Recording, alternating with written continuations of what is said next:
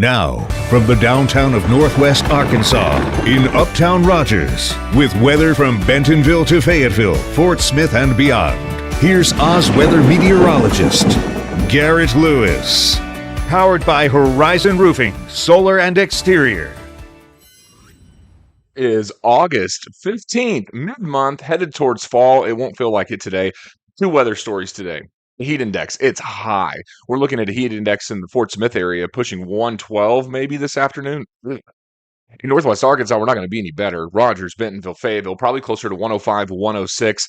But there is some relief out there. Matter of fact, I'm tracking some showers this morning. We'll have more later this evening. They're scattered. Not everybody's going to see it.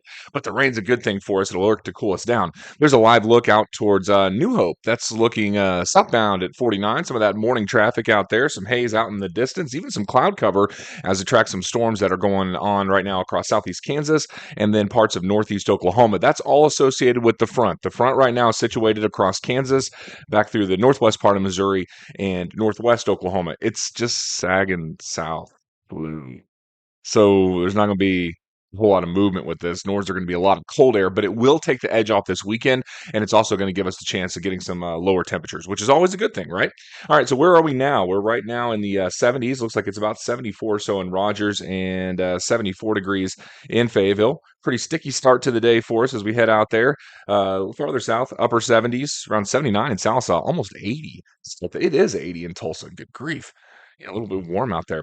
Well, I told you there was some rain too. We are tracking these showers that are northwest here. You can see all the lightning with it. Now, this is mostly moving northeast. It's not going to be a huge factor here other than cloud cover. But later on in the day, I think this comes back to life and gives us some scattered showers during the second half of the day, probably after work, closer to about 6, 7, 8 o'clock, moving into the late evening hours.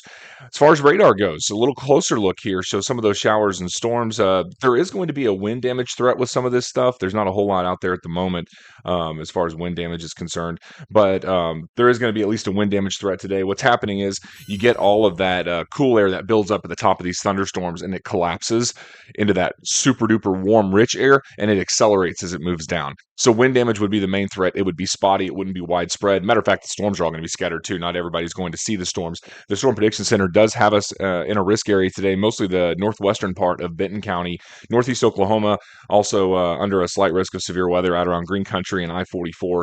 Not much farther to the south, though. It cuts off about Fort Smith, and then that ridge is there around Hot Springs. So the farther south it goes, things should weaken. As that front moves in, any storms that develop move south, it's going to slam up against that ridge and slow down.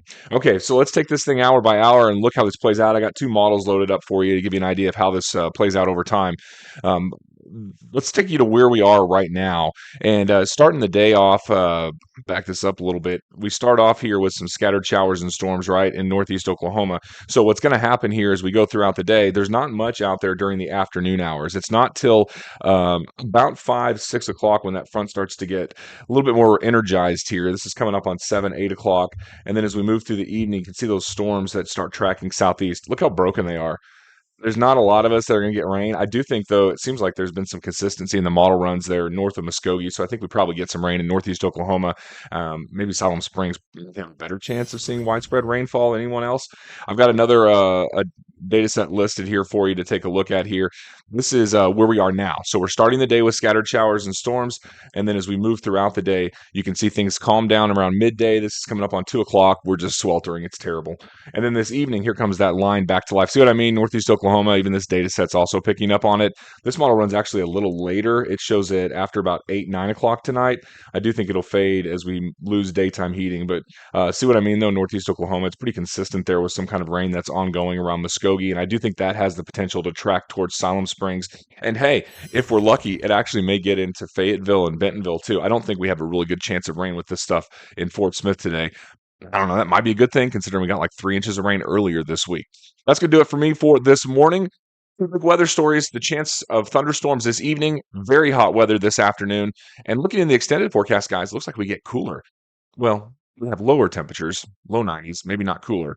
But it'll take the edge off this weekend into next week with a little bit more frequent chances for rain. I'll catch you back next time.